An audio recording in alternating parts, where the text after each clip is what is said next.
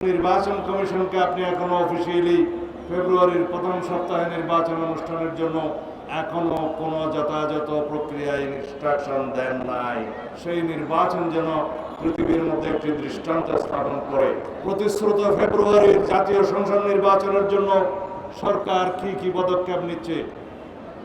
আমরা আশা করেছিলাম লন্ডন বৈঠকের পর প্রফেসর ইউনূস সাহেব, মাননীয় প্রধান উপদেষ্টা, আপনি যথাযথ প্রক্রিয়ায় নির্বাচন কমিশনে নির্বাচনের প্রস্তুতির জন্য ফেব্রুয়ারির প্রথম সপ্তাহে নির্বাচনের প্রস্তুতির জন্য আপনি আপনার মেসেজ ইনস্ট্রাকশন যথাযথ প্রক্রিয়ায় দিবেন। কিন্তু আমরা লক্ষ্য করলাম আপনি আইন শৃঙ্খলা বাহিনীর সাথে বৈঠক করছেন, প্রস্তুতি নেওয়ার কথা বলছেন, কিন্তু নির্বাচন কমিশনকে আপনি এখনো অফিসিয়ালি ফেব্রুয়ারির প্রথম সপ্তাহে নির্বাচন অনুষ্ঠানের জন্য এখনো কোনো যথাযথ প্রক্রিয়ায় ইনস্ট্রাকশন দেন নাই। আশা করব এই জাতিকে আশ্বস্ত করবেন, জনগণকে আশ্বস্ত করবেন, অতি শীঘ্র যথাযথ প্রক্রিয়ায় প্রধান উপদেষ্টার কার্যালয় থেকে সেই মেসেজ আপনি নির্বাচন কমিশনে প্রদান করবেন। সেই নির্বাচন যেন পৃথিবীর মধ্যে একটি দৃষ্টান্ত স্থাপন করে। এটা অবাধ ও সুষ্ঠু নিরপেক্ষতায় যেন একটি জ্বলন্ত প্রমাণ হয়, সারা পৃথিবীর কাছে প্রশংসিত হয়। এর স্বচ্ছতা নিয়ে যেন কোনো প্রশ্ন না ওঠে। ঐক্যবদ্ধভাবে সকলে মিলে আপনাকে সহযোগিতা করব, তোদের সহযোগিতা করতে আমরা অঙ্গীকারাবদ্ধ। এই জাতির কাছে আমরা অঙ্গীকারাবদ্ধ।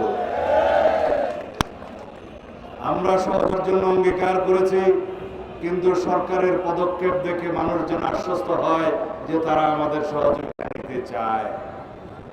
যেন এরকম কোনো প্রশ্নের উদ্বেগ না হয় যে বিভিন্ন কায়দায় যারা ইস্যু সৃষ্টি করছে, সুপরিকল্পিতভাবে নির্বাচন করার জন্য, সুপরিকল্পিতভাবে নির্বাচনকে বিলম্বিত করার জন্য যারা চেষ্টা করছে, তারা যেন আশ্রয় প্রশ্রয় না পায়।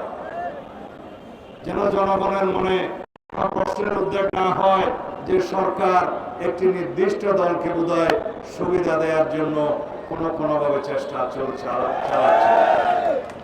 ওয়ালটন এখন দেশের সীমানা পেরিয়ে পৌঁছে গিয়েছে 50টিরও বেশি দেশে। ওয়ালটন, ঘরে ঘরে, বিশ্বজুড়ে।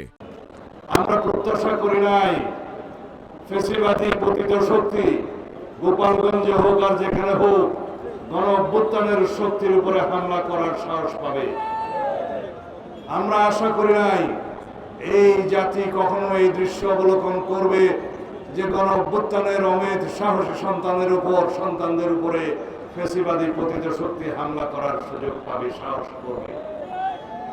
কিন্তু কেন?